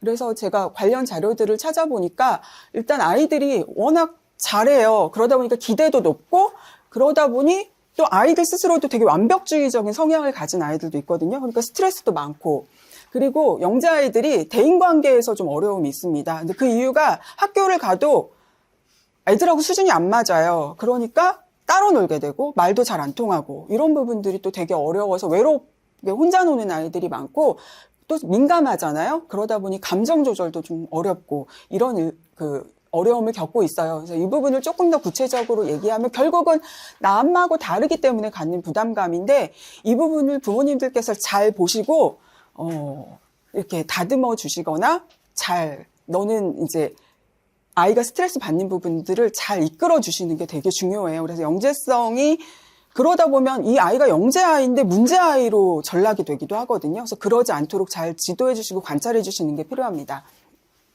그래서 이제 제가 이제 코칭을 배웠다고 했잖아요. 저도 이제 저희 아이 중학교 2학년 때 엄청나게 아이 사춘기 오면서 엄청 스트레스를 받았거든요. 그러면서 저도 어떡하지? 저는 사실 약간 티칭형 부모였어요. 완벽하게 교육회사 나왔고 우리 아이 무조건 스카이 가야 돼. 이 생각으로 완벽하게 현모양처니까 애도 잘 키워야지 이 생각에 그러니까 저는 티칭형으로 아이를 가르치다 보니까 중학교 2학년 때 엄청나게 꽝 부딪힌 거예요. 그러면서 코칭을 배우게 되고 KLC 자격증을 따고 그러다 우연히 멘탈 코칭이라는 걸 알게 되면서 멘탈 코칭을 배우고 멘탈 코칭에서 또 뜻맞는 분들끼리 이거를 아이들한테 타겟팅을 맞춰서 학습 공부 멘탈로 바꾸면 좋겠다 해서 그 부분을 19년도부터 만들어서 같이 진행을 하고 있습니다. 네, 그래서 이제 멘탈 코칭이라는 게 결국은 멘탈이 뭐야? 정신력? 의지력? 이런 거야? 하고 물어보는데 결국은 멘탈이 강하다는 사람은 자기와의 대화의 질이 높다는 거예요. 그래서 여러 가지 이제 멘탈을 높일 수 있는 그런 훈련이나 연습 기법들이 있는데 결국은 이 세 가지를 스스로 대화를 돌리면서 해결하는 거예요. 지금 무슨 일이 무슨 일이 벌어지고 있지? 근데 내가 정말 원하는 게 뭐야? 그걸 위해 내가 할 수 없는 것과 할 수 있는 게 뭐지? 이게 이제 스스로 대화를 하면서 빠르게 대화가 돌아가면 이제 멘탈이 흔들리고 떨어지는 상황에서도 다시 찾을 수 있는 거죠. 항상 멘탈이 강한 사람은 없다고 하거든요. 근데 무너지더라도 회복 탄력성처럼 다시 일어날 수 있는 거. 이게 정말 중요합니다. 그래서 이 멘탈 코칭은 사실은 원래는 스포츠 선수들한테 많이 적용했던 거예요. 사실 스포츠 선수들도 사실은 영재가 저희가 과학 영재, 수학 영재만 영재라고 초기엔 했다가 이제 영재 영역이 점점 늘어나고 있거든요. 미술, 음악, 체육 영재들도 많잖아요. 근데 경기 직전에 정말 극심한 스트레스 때문에 원래 잘하던 친구가 갑자기 실력이 떨어지기도 해서 그 선수들을 대상으로 했던 것들이고 그거를 19년도에 저와 또 아주대 조영호 교수님 몇몇 분들하고 아이들을 위한 공부 멘탈로 변환시켜서 접목해서 지금 현장에서 활용하고 있습니다. 네, 그래서 이제 이 부분은 이제 멘탈이 무너졌을 때 어떤 일이 생긴다. 거기에 이제 공부 멘탈 코칭을 아이들이 받으면 다시 존재감과 충만감을 느끼면서 공부나 자기 진로 탐색을 스스로 할 수 있게 된다라는 그림을 제가 그려본 부분이고요. 네. 그래서 이제 궁금하실 거예요. 그래서 영재 아이들을 위한 이제 진단이나 멘탈 코칭이 어떻게 이루어지는지 궁금하실 건데, 기본적으로 이 부분은 2단계로 돼 있습니다. 그래서 아이가 정말 우리 아이가 영재가 맞을까? 그리고 영재가 맞는데 어떤 이제 기질이 있고 어떤 쪽에 더 재능을 나타내고 있고 그 부분에 아까 이제 원장님 말씀하신 대로 어떻게 좀 로드맵을 잡아줘야 될까? 뭐 영재교육원을 보내라고 원장님도 얘기하시는데 저도 사실은 영재교육원을 보내실 수 있으면 무조건 보내라고. 왜냐면 이제 저도 경험한 부모로서 일단 보내기 전에 영재교육원을 가려면 뭘 해야 될지 이제 목표를 잡게 되고, 왜 오게 되나요? 뭐 이런 것들 물어보고, 뭐 시험도 보지만 구술 면접 얘기하셨잖아요. 그러면서, 내가 어떻게 살아야 되고, 부모님 입장에서도 우리 아이를 어떻게 키워야 되겠다는 로드맵이 어느 정도 짜져요. 근데 그게 연습이 초등학교 때부터 된 아이와 그렇지 않은 아이는 나중에 대학 가서도 엄청난 차이가 나거든요. 저는 정말 저희 아이를 미술영재를 2년 준비를 시키면서 그냥 그거 가지고 중학교, 고등학교, 대학교 다 울고 먹었습니다. 네. 그래서 막판에 입시할 때 이제 여러 가지 경로를 짜잖아요. 왜냐면 수시로 붙는 걸 목표로 했기 때문에 그래서 논술까지 준비를 시켰거든요. 근데 논술학원 한 번도 다닌 적이 없어요, 애가. 근데 막판에 홍대 미대 논술 전형을 넣어야 되겠다 싶어서 학원에 갔는데 선생님이 테스트를 봐야 된다.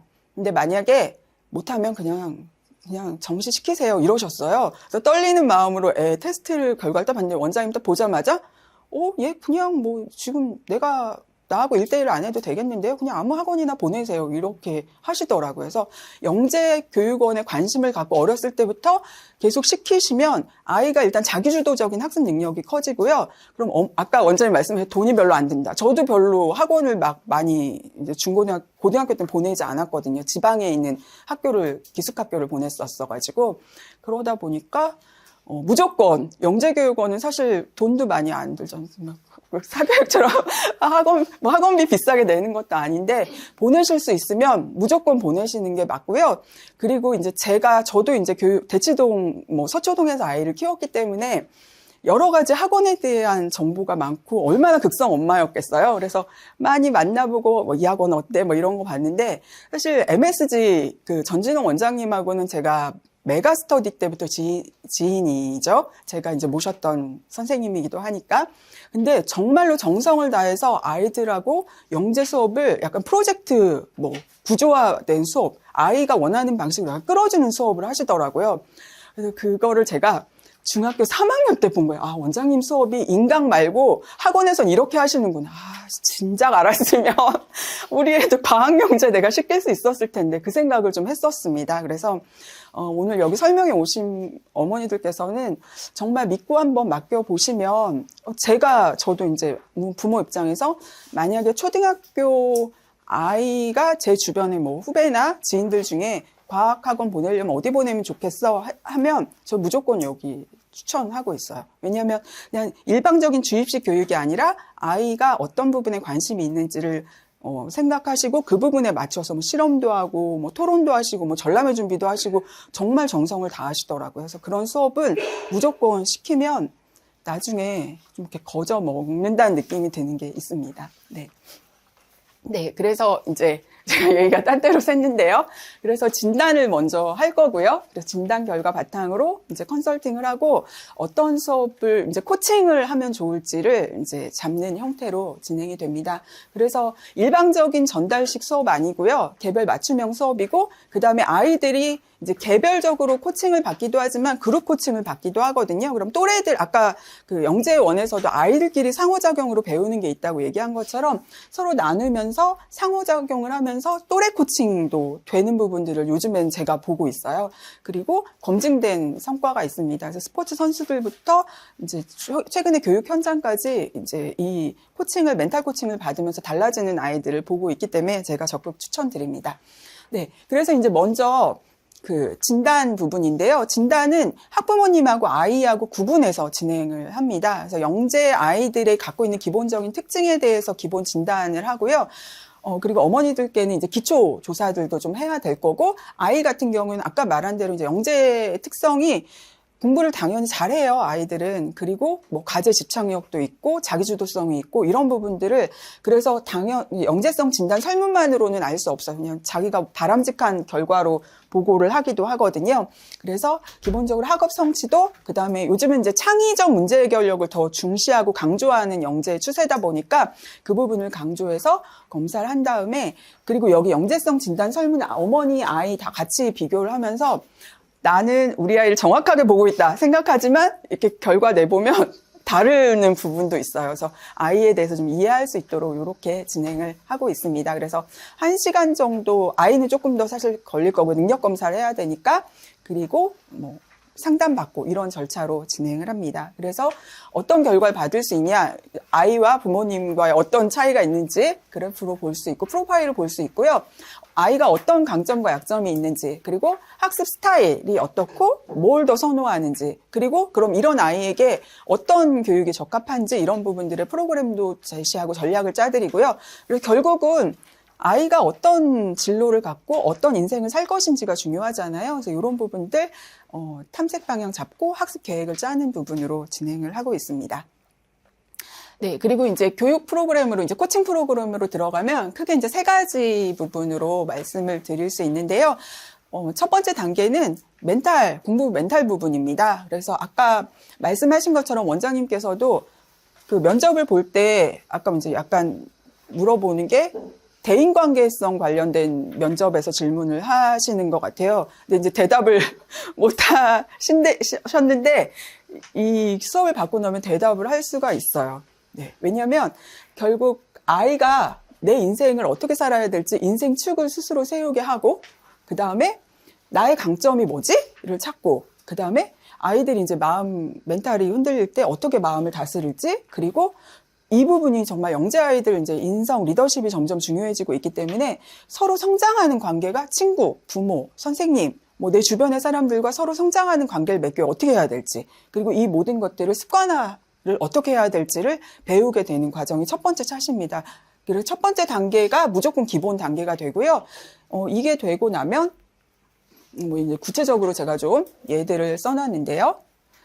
마지막에 이제 습관 부분에 약간 뭐 휴대폰에 문제가 있는 아이들 휴대폰을 어떻게 하면 좀 내가 조절해서 게임이나 컴퓨터를 이런 부분들도 좀 하고, 이거는 이제 모듈 형태로 되어 있기 때문에 아이들하고 인터뷰하고 이렇게 상담한 컨설팅한 결과를 바탕으로 약간 조절이 가능하게 구성이 되어 있습니다.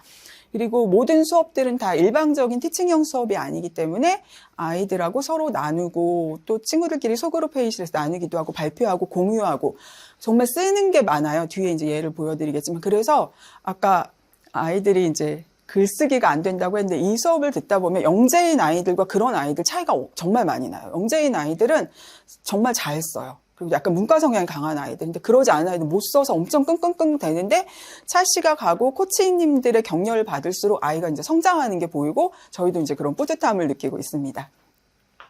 네, 그 다음에 이제 두 번째 단계는, 그러면 공부 멘탈이 강해졌어. 근데 이제 공부를 진짜 잘 하거나 내가 원하는 성과를 내야 되잖아요. 그래서 그런 기술들을 알려주는 겁니다.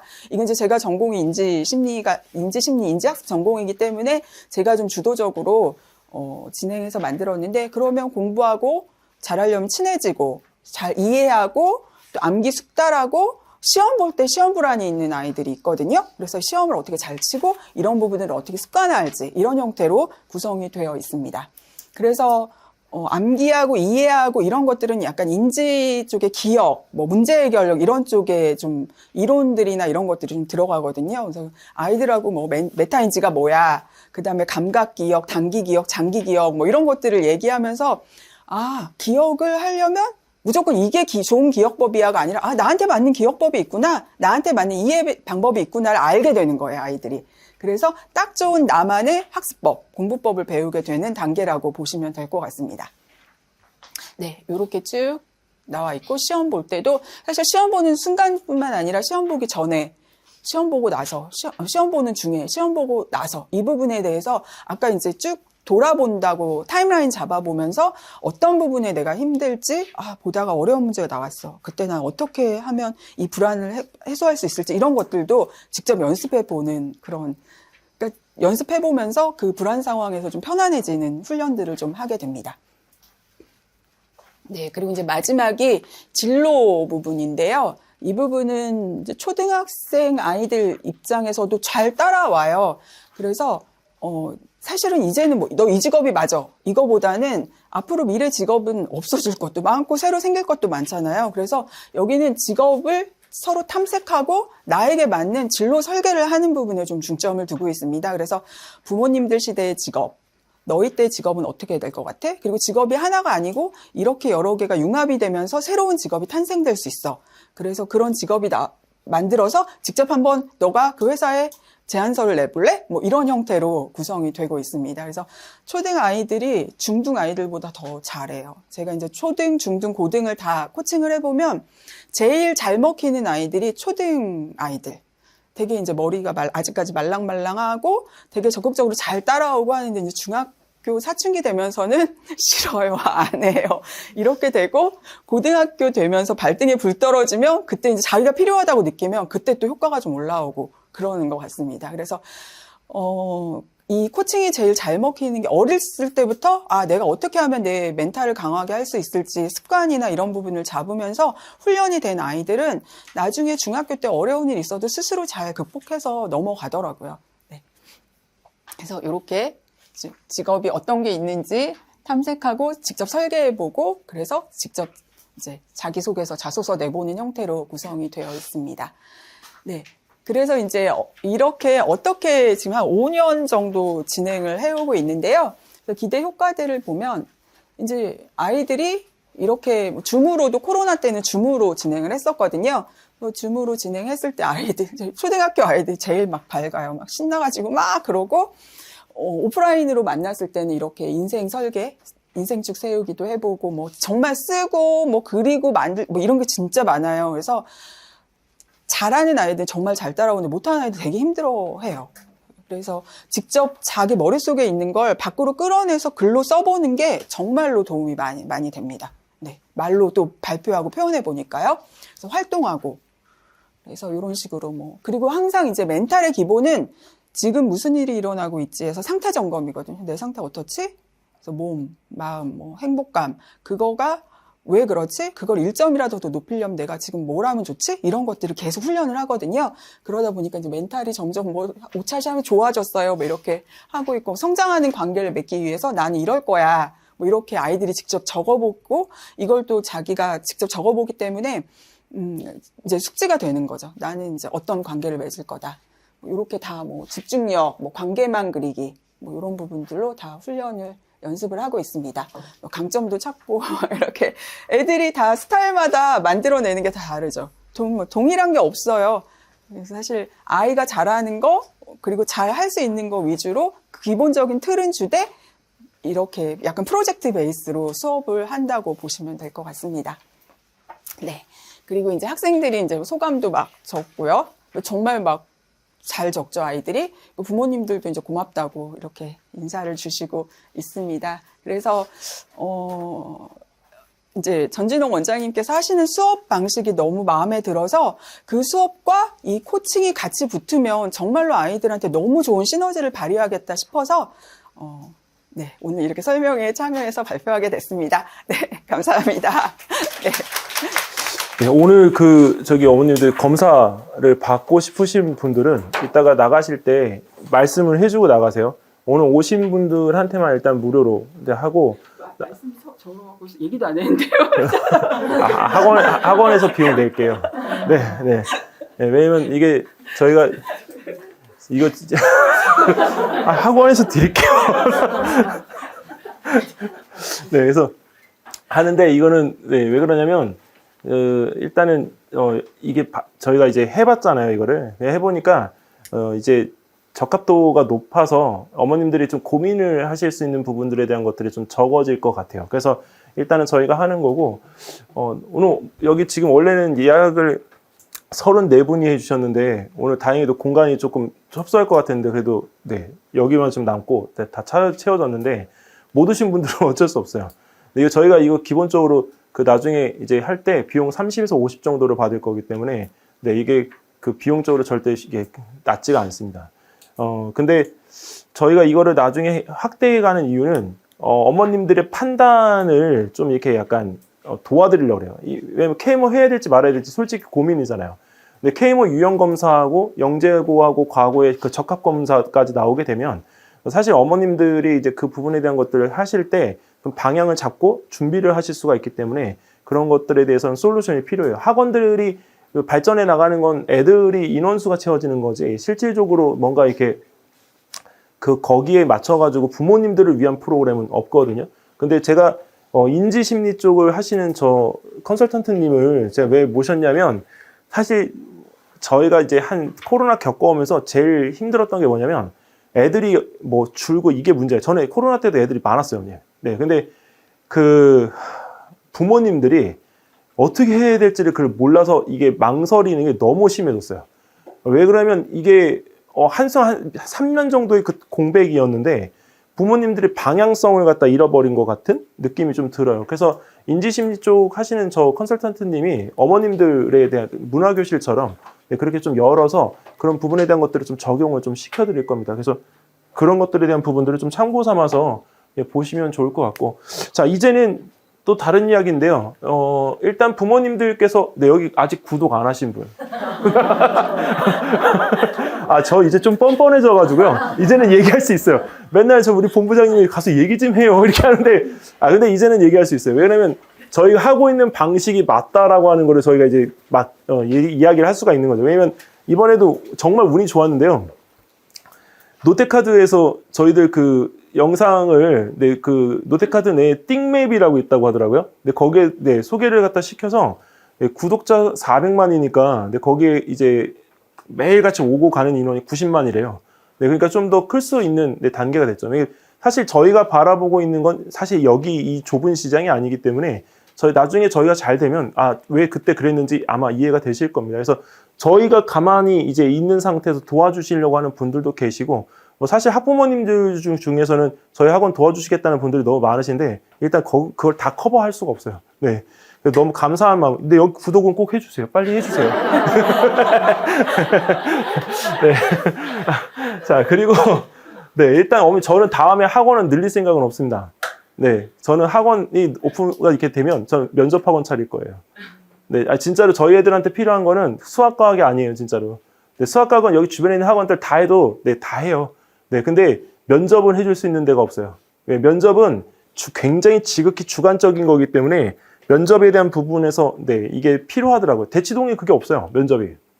전문적으로 하는 데가. 입시 면접밖에 없기 때문에 일단은 학생들한테 좀 정당한 기회가 좀 제공되어질 수 있는 그런 학원들을 좀 더 만들 계획이고, 그리고 이제 여기 저희들 수업 방식에 대한 부분은 6, 7월 달에는 기본 개념 수업을 하고요. 8, 9월 달에는 창의 문해라는 수업을 갖다 할 건데 이게 바로 뭐냐면 창의 문제 해결력 수업입니다. 그래서 그 수업들에 대한 부분들을 저희가 진행을 하고 수학은 이제 현 교과진도, 그다음에 우리 과학은 이제 물화생지에 대한 영역별 융합 수업을 갖다 진행을 할 겁니다. 그리고 여기서 이제 시중 교재는 올해 지금 나와 있는 것들은 저희가 이제 영상을 다 찍어서 영재원 TV에 이제 멤버십 과정으로 들어가게끔 되고요. 네, 그리고 이제 여기 6월 달에 지금 초등과학 심화 나왔는데 이거를 저는 초등과학 심화라고 했는데 저희 팀장이 멋지게 해석했더라고요. 처음 과학하는 마음으로. 네. 지금 웃으시는 어머님들은 아마 그 영상을 보신 것 같은데, 네, 이게 이런 부분에 대한 해석들이 어머님 좀 다양하게 나오는 게 좋아요. 이유는 그렇게 해석이 좀 자유롭게 되는 선생님들이 아이들 가르칠 때도 다양하게 좀 가르칠 수가 있어요. 그래서 창의문의 수업까지 저희가 이제 나오게 되면 이제 전체적으로 영재원 수업에 대한 진행 과정에서 중반으로 치닫고 있는 과정입니다. 그리고 이제 수업은 이제 이렇게 진행을 할 건데 사실 얼마 전에 개강한 수요일반 같은 경우는 근데 지금 이제 저희가 이제 인원이 1명 남았죠. 근데 선생님께서 수업을 너무 잘하셔가지고요. 어머님들이 다 그 얘기를 하세요. 그래서 오늘은 그 수업을 끌고 가시는 여은이 선생님을 잠깐 모시고 그 부분에서 수업이 이렇게 진행된다라고 하는 부분에 대한 거를 좀 설명을 좀 드릴게요. 그래서 이것으로 마지막 순서를 진행을 하고요. 저희가 그 과학 뒤집기에 대한 부분을 이번에 집어 넣으려고 해요. 그래서 과학 뒤집기 부분에 대한 것들을 갖다 집어 넣어서 수업을 하게 되면 좀 더 탄탄하게 구성이 될 것 같습니다. 자, 그 내용적인 부분에 대한 것들을 설명드릴 여은이 선생님을 큰 박수로 맞이해 주시기 바랍니다. 네. 자, 제 목소리 많이 들으셨나요, 어머니들? 아까 어떤 어머님이, 이 목소리셨냐고 이렇게 이야기하시더라고요. 먼저 오늘 이렇게 와주시고 또 긴 시간에 앉아 계셨잖아요. 어머님들 제가 먼저 칭찬 한번 해드리고 싶어요. 우리 아이들이 어머님들이 계시기 때문에 미래가 밝습니다. 어머니들은 정말 너무도 놀라운 기여를 하고 계시다는 거. 그래서 제가 먼저 박수 한번 드리고 시작을 할게요. 자, 저희가 이렇게 수업을, 요거는 이제 제가 겨울방학 때 라이브 특강하고 나서 피드백 받은 거예요. 아이들이 이제 올려준 건데요. 너무 재밌어요. 그 다음에 유익해요. 그리고 또 듣고 싶어요. 제가 제일 좋아하는 거 또 듣고 싶어요. 네. 자, 공부를 하고 나서 아이가 공부를 더 하고 싶다는 말을 할 수 있다는 건 참 행복한 일인 것 같아요. 제 아이들한테 사실 제가 초등학교 저희 아이는 많이 컸거든요. 1학년 때 아이가 학교 갔다 와서 한 번 운 적이 있어요. 엄마, 선생님이 엄마 바보래. 당황스럽죠? 왜 그래? 그랬더니 엄마 공부가 재밌다고 하는 사람은 바보래. 재밌다는 사람은 없대. 근데 해야 되는 거래. 학교 선생님이 이렇게 말씀하셨어요. 근데 제가 평상시에 아이한테 했던 말이 공부 재밌는 거지. 이러고 있었거든요. 그러니까 아이가 그 말이 이제 무슨 말인지 이해가 된 거예요. 어떤 영역을 아이가 재밌다고 하는 것은 지루하지 않고 또 하고 싶다는 거잖아요. 저는 그게 가능하면 그 공부 즐거운 거야 이렇게 얘기했는데 그게 선생님이 아이를 그렇게 버리니까 아이가 울면서 엄마가 바보가 됐구나 이 콜 이렇게 돼서 왔더라고요. 그래서 그럴 수 있다. 그렇지만 그거는 또 그런 경험을 못했기 때문에 그렇게 아이에게 또 이야기할 수밖에 없다. 그래서 이제 그걸 제 아이한테 잘 풀어서 이야기해 준 적이 있었거든요. 그래서 공부는 재밌는 겁니다. 그 다음으로 갈게요. 자, 초과심 아까 원장님 말씀해 주셨는데요. 자, 초등 과학 심화요. 제가 말이 좀 떨리려고 했어요. 근데 저는 처음 과학을 처음 시작하는 마음이 좀 즐거웠으면 하는 마음으로 초과심이라는 책을 소개를 드렸고요. 어떻게 수업을 할 거냐면요. 제가 영상에도 말씀드렸지만 아이들이 책을 그냥 가볍게 한번 읽고 왔으면 좋겠어요. 앞부분만. 그래서 내용을 이해하고 그걸 뭔가 내가 학습을 해야지 이렇게 아니고 나 뭘 배울 거구나. 그러니까 나는 뭐에 대해서 좀 몰랐는데 수업을 들으면 알겠구나. 이 정도만 알고 왔으면 하는 의도에서 책을 한번 읽고 오면 저하고 이제 수업을 할 거예요. 수업하다 보면 제가 질문이 정말 많습니다. 중력이 뭐야? 왜 그런데? 그래서 너는 왜 그렇게 생각해? 그래서 그 다음에 무슨 일이 일어나는데? 이렇게 수업이 진행이 돼요. 그러니까 아이들의 참여도가 좀 높은 편에 들어가요. 그래서 수업을 하고 나서 아이들이 궁금해했던 것은 요거는 뭐냐면요. 아이들이 수업과 관련된 현상을 이야기하다 보면 자기가 본 이야기를 해요. 가끔은 너무 엉뚱한 이야기를 하는 아이들도 있어요. 여기하고 관계되지 않은. 그리고 제가 이렇게 살짝 기다렸다가 그 다음에 이제 제가 하고 싶은 말을 합니다. 그래서 이제 요령이 좀 필요해요. 아이들하고 대화할 때는. 그래서 그러면서 아이들이 경험한 이야기 중에서 필요한 부분만 끄집어내서 선생님과 함께 그런데 그건 어떻게 보면 좋겠니? 이렇게 생각할 수 있는 방안을 찾아보고요. 그걸 또 연계가 가능하다면 실험. 그래서 저희가 또 과학 전람회라든지 토론대회라든지 너무 잘하고 있잖아요. 그런 것들을 끄집어낼 수 있는 것들을 미리 조금씩 작업을 한다. 이렇게 보시면 될 것 같고요. 그리고 이번에 이제 저번 주에 첫 수업하면서 제가 아까 어머님한테도 말씀을 드렸는데 초등학교 2학년, 3학년한테 제가 시도한 게 백지 테스트를 시도를 했어요. 그래서 물론 이제 백지 테스트 하기 전에 저는 수업 끝나고 나서 말미에 아이들하고 질문을 좀 많이 해요. 오늘 뭐 배웠지? 자, 누구야? 얘기해보자. 그럼 여기서 한마디 하면 이제 저 친구가 또 한마디 해요? 그럼 거기 한마디 하고 그래서 그 중에서 대답을 잘 안 하려고 하는 친구 있어요. 그럼 또 손드는 사이에도 걔를 먼저 시켜요. 왜냐면 가능하면 n분의 1을 해주려고 해요. 그래서 자기가 이야기로 정리를 한 다음에 아이들이 말로 피드백이 나오는 걸 보니까 쓸 수도 있겠구나. 그래서 오히려 중학교 수업을 하는 친구들한테 제가 텍스트를 주고 쓰라고 하거든요. 근데 이 친구들한테 텍스트를 아예 안 줬어요. 백지를 주고 쓰라고 했는데 너무 잘 써요. 그래서 제가 아이들에 대해서 거꾸로 생각을 좀 더 다시 하는 기회가 됐어요. 그래서 A4 용지를 앞면을 쓰고 뒷면까지 쓰겠다는 친구가 있더라고요. 그래서 쓰고 나서 제가 쓴 걸 보니까 정말 잘 쓴 내용들이 있었고 중간중간에 잘 썼지만 잘못된 부분들이 있어요. 그럼 제가 그것만 첨삭을 해주고 다시 해주면 되는 이런 상황이 되더라고요. 그래서 제가 동기부여를 받아서 이건 전체 다 해야 되겠다. 그래서 앞으로의 수업에는 다 진행할 예정입니다. 그럴 거고요. 그래서 개념 정리가 되면 자 여기는 독서 활동을 제가 또 집어넣었는데요. 요거는 좀 부끄럽지만 자랑질입니다. 저희가 또 이제 자랑질을 또 해야 되는 시기라서 이게 과학 뒤집기 라이브 했던 건데요. 원장님하고 제가 했던 건데 저도 저 스스로에게 좀 더 동기부여가 됐던 것 같아요. 외부에서 또, 그리고 이번 기회가 돼서 또 성우출판에서 또 저에게 외부 수업을 또 의뢰해 준 게 또 있었어요. 그 청계도서관에 실험 수업을 좀 해주시면 안 되겠습니까? 그 강사님이 생각나서 연락 주셨다고 성우출판에서 또 연락이 와서 또 저희가 또 그 수업을 하나 또 방학 때 하나 하게 됐어요. 실험 수업을. 저희가 이제 점점 넓혀가고 있는 중입니다. 그래서, 저희만 이렇게 넓혀가는 게 아니라 저희와 함께 하실 때 우리 아이들에 대한 기대치도 계속 낮추지 않고 높여갈 수 있다. 아이가 쓸 수 있는 능력, 아이가 말할 수 있는 능력, 그리고 자기 인생을 계획해갈 수 있는 능력, 저희와 함께 키워갔으면 좋겠다. 이렇게 말씀드리고요. 저희 수업 시간표입니다. 기존에 진행되고 있는 시간들이 있고요. 또 여기 중복되는 시간들인데 시간은 조금 변동성이 있습니다. 그래서 기존 시간표에 일단은 어머님들 그래도 대략 어느 시간대에 있는지를 아셔야지 또 오늘 두드리실 것 같아서 일단 대략적인 시간을 제시해 놨고요. 저희가 보시면 여기 과학 뒤집기 완성편 또 과학 소년을 위한 심화 수업인데 원장님 말씀하신 것처럼 과학 소년이 서울교대에서 정말 중요한 교재잖아요. 그래서 저희가 비치를 해두고 저 교재를 아이들과 좀 생각해보고 이야기하는 시간을 또 가지려고 해요. 그리고 이제 과학 뒤집기 같은 경우에는 저희가 기존에 있는 학원에서 진행하는 것과는 좀 다른 방식으로 저희 자체적으로 올해 또 하면서 조금씩 변화를 주어가면서 수정을 해갈 예정입니다. 그리고 또 제가 말씀드려야 될 것이 연세대하고 서울대 통합과정 수업이 진행이 되는데요. 토요일 같은 경우에 원장님이 수업을 진행해 주실 거고요. 또 수학도 같이 갑니다. 저 뒤에 우리 조영희 선생님께서 수학은 또 진행을 해 주실 예정이에요. 그리고 또 하나 자랑드려야 될 것이 아까 교대 소프트웨어 과정도 말씀을 드렸었잖아요. 소프트웨어 진행 과정에서 우리 션 코딩 선생님 제가 작년부터 뵀는데요. 정말 인성이 좋으세요. 그러니까 코딩하는 분들이 좀 딱딱하거나 또는 좀 곁을 잘 안 주는 분들이 좀 많은데 이분은 정말 그 아이들하고 부드럽게 소통을 해주시면서 아이들의 코딩적인 사고를 이끌어 주시는데 저희가 월요일하고 금요일 시간을 어렵게 좀 뺐거든요. 그래서 이 수업 많이 참여해 주시면 좋은 결과가 있을 것 같아요. 네. 자, 네. 감사합니다. 자, 그리고 저희 선생님들을 잠깐만 소개를 시켜드리려고 합니다. 자, 빨리 나오세요. 네. 네. 자, 저희 수학 선생님입니다. 저희 수학 선생님 영상에서 많이 보셨죠? 안 보셨으면, 네, 구독을 안 하신 분들이구나. 네.